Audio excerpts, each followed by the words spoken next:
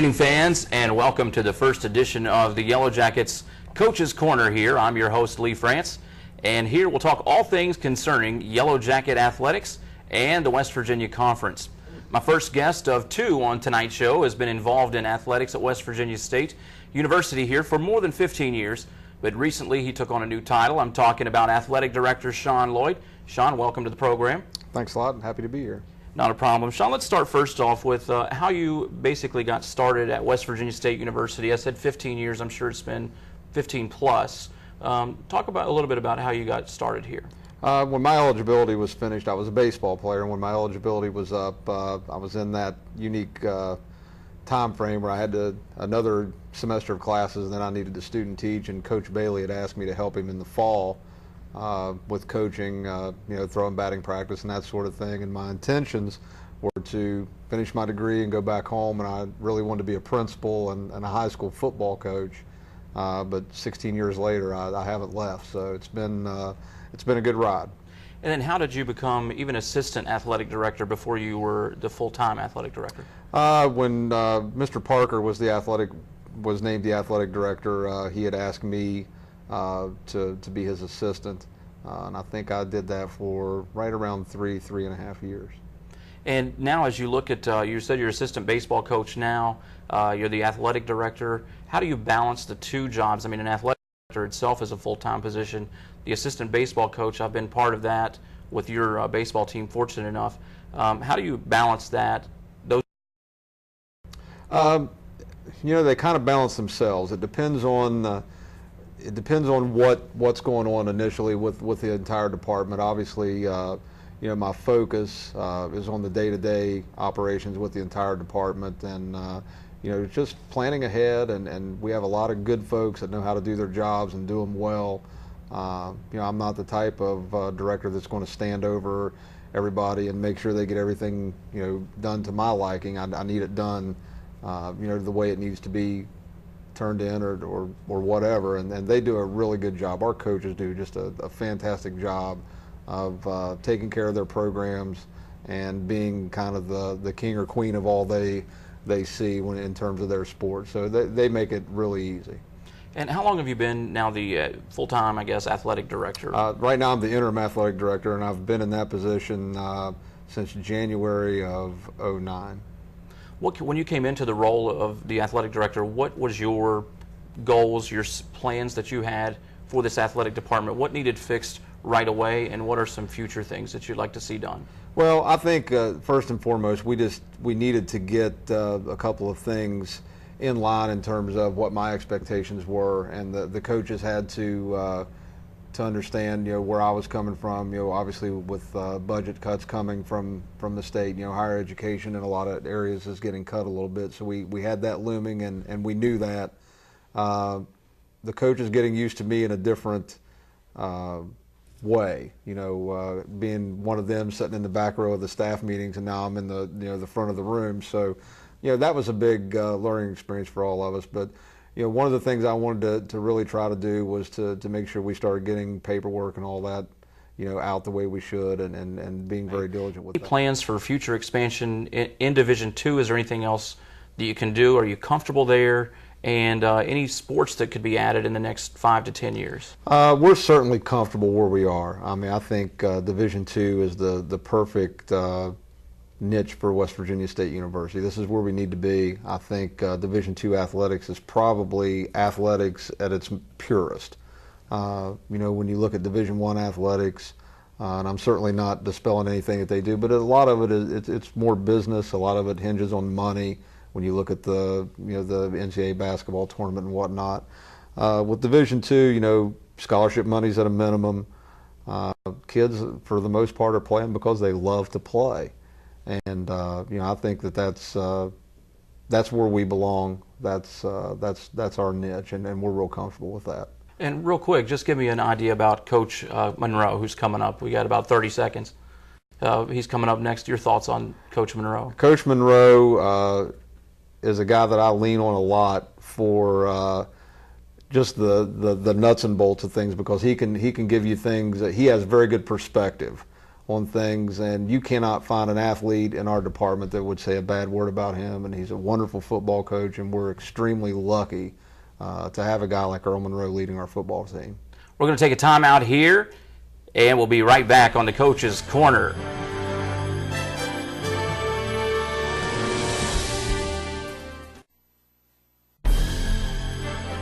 Welcome back to the Coach's Corner here on Suddenlink. I'm your host, Lee France.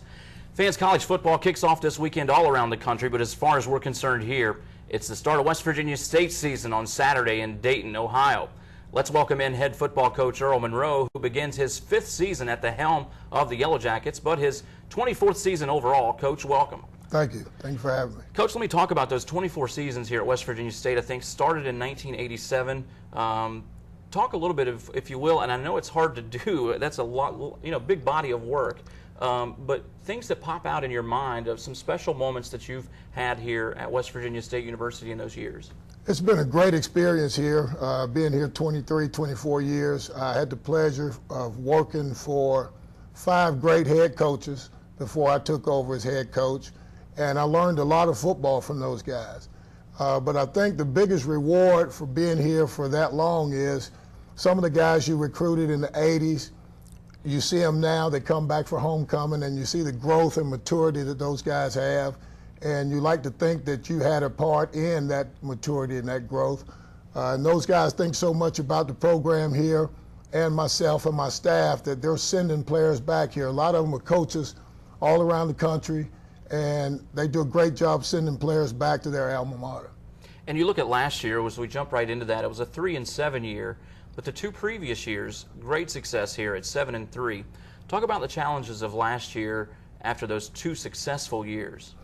Well, we really thought we were on the brink of getting the program turned around, and to not just turn it around for a year, but to establish us as a contender in the conference year in and year out.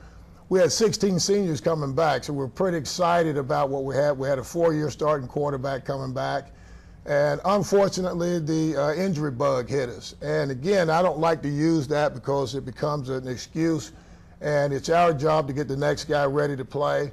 And that didn't happen. So we did have some injuries, but we actually didn't perform up to our capability we thought last year. You're looking at 12 lettermen coming back this year for the team.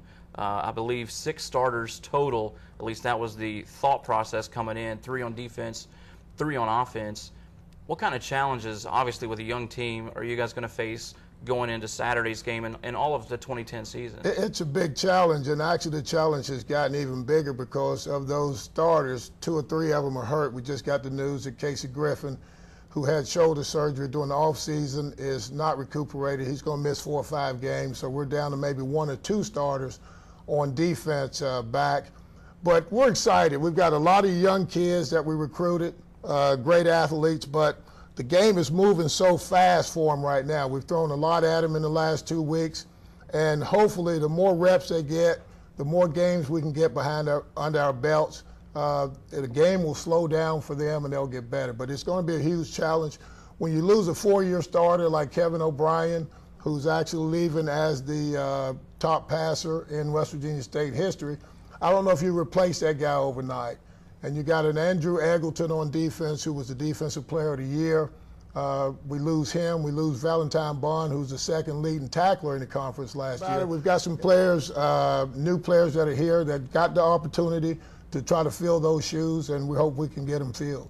During the Carl Lee years when he was here and he was the head coach, we didn't have a lot of local recruits here because of, and it wasn't his fault. It was his connections that he had in the NFL that was, get kids from Florida, just all over the country. When you've come in, I've noticed that, and we've all noticed, that a lot more local kids are not only being recruited, but they are excited to be Yellow Jackets and to be here at West Virginia State University. Was that your main goal coming in as a head coach? That was one of the goals. We're going to start here in the Valley trying to recruit. A lot of Valley kids want to leave home, so we understand that, and West Virginia State is not going to be the choice for all local kids. But we're going to recruit the local kids as best we can. There's some great quality local kids, like we mentioned Andrew Eggleton from St. Albans, who was the Defensive Player of the Year in our conference. I think that does a lot for our local recruiting as well. He is a poster child for our local recruiting, so to speak. Did he, speaking of Andrew Eggleton, was he one of those guys that came along, not only came along, but maybe outperformed what you expected to get out of him? I don't know if he outperformed.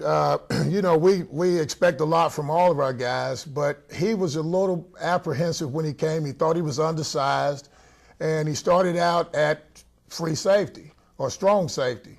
And we had a few injuries at the linebacker spot, and naturally he was the next guy to move up because he played linebacker in high school. And we moved him up there, and he got bigger and stronger in the weight room, and then he got a little bit more confidence, and the rest is history. He was a great player for us. You mentioned Kevin O'Brien going after 4 years and 4 great years. I mean, if great covers it, 7,295 yards, best career passing numbers for a West Virginia State Yellow Jacket quarterback all time. How do you replace him, and who are the guys right now in practice that are stepping up for you? We've got 3 quarterbacks on the roster. One is Robert Jackson from Maryland. The other one is Ricky Phillips from Huntington. And the third one is Joe Thornton from Maryland. He's a freshman. And all of those guys are capable of leading our offense. But right now they're all running neck and neck. And it may take 2 or 3 games before we actually get it sorted out. We're putting a lot of stuff in their heads right now. And again, hopefully, the more reps they get, the game will slow down for them, and they'll be able to perform. Well, whoever the quarterback is going to have a couple of great receivers, Jermaine King, Landon Johnson. Those guys combined for a lot of yards for you last year, and I'm sure you expect the same. But talk about those 2 guys, King and Johnson, for you. Hopefully they'll be the leaders on offense. They are the catalysts over there on offense. And Coach Shaw, my offensive coordinator, does a great job with the new quarterbacks, trying to get the ball in the Jermaine's and Landon's hands. And if we can get the ball to those guys, maybe establish a running game so it won't be so much pressure on a new quarterback, hopefully we'll have some success on the offensive side. I'm moving in this year as a defensive coordinator. I lost my defensive coordinator, William King, so I'm going back to coordinate the defense. So the pressure's on me to maybe slow the other team down until our quarterbacks and our offense get rolling. But that's something you enjoy to do. You did it from a long time. It was 1996, I think, until 2005. Yes. I mean, that's something that you enjoy. How do you, I asked Sean Lloyd how he balances a couple of roles. How do you balance being the head coach and the defensive coordinator? I mean, it's just a job. You show up at 6, 7 in the morning and you try to get it done. I'm excited about coordinating. I've got a great staff on the defensive side as well, a couple guys that are helping me coordinate.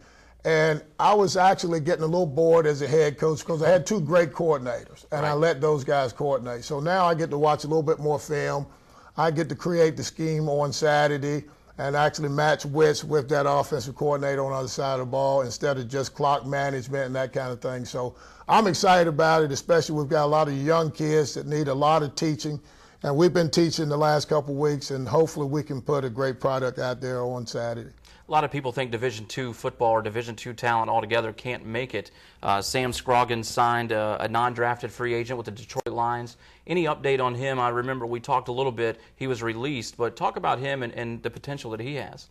Sam was a great player for another one of those players that we're going to have to try to replace.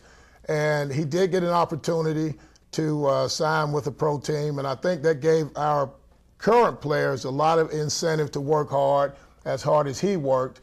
But he was a great player for us, a leader on and off the football field, a really hard worker, and he created that opportunity for himself by his hard work. And hopefully he'll get some luck here in the next couple of weeks and get called back into one of those camps. Coach, thanks so much for joining us. We're going to do this every week right here on Suddenlink, Channel 22. We'll meet with even Sean Lloyd again, the athletic director. We're going to have Coach Monroe in here every week.